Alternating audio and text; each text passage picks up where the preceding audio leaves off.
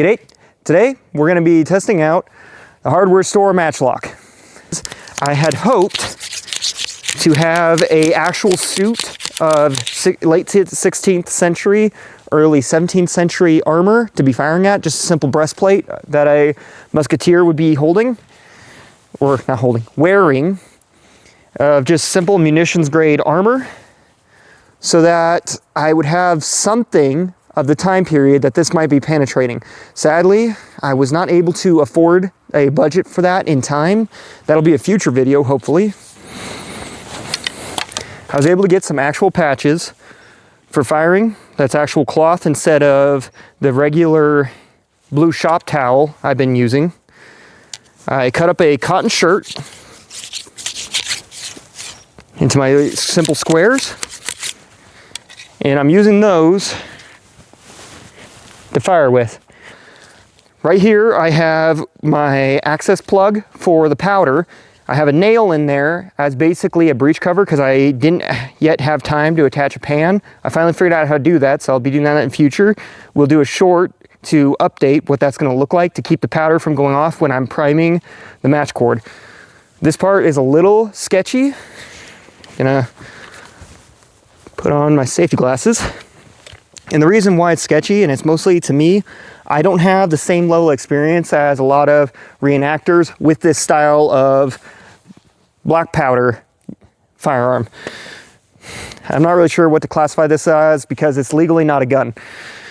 However, because of my lack of experience, I keep erring on the side of caution. It's kind of understandable for it being such a new experience.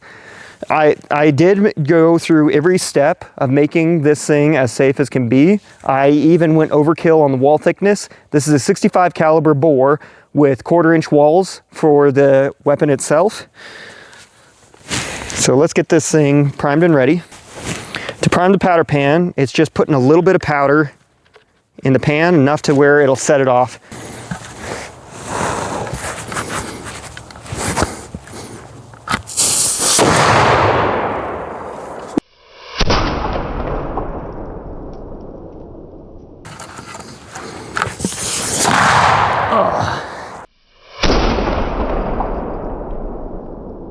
So the issue I'm having with the hammer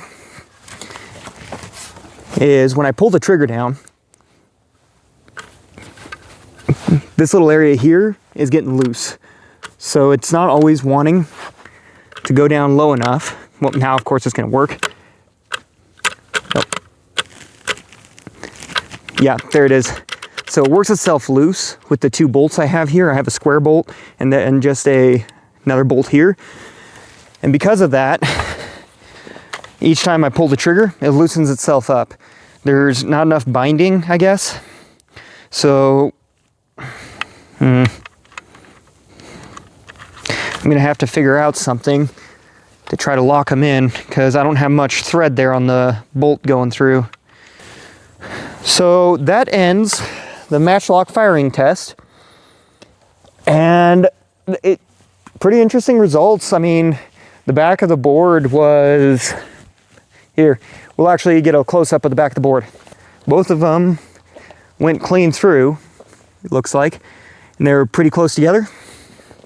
Luckily, both shots I took hit, and they also took some chunks of plywood out with them. I'm not seeing anything on the ground here. There's the 2 entry holes, just ripped right through. That barrel's pretty thin though. That's one of them. That's the other. Gotta wonder though, how much would it have taken for mass to stop a 60 caliber round going down the line at you? Because this is roughly the thickness of a 2x4. So you'd need quite a bit thicker.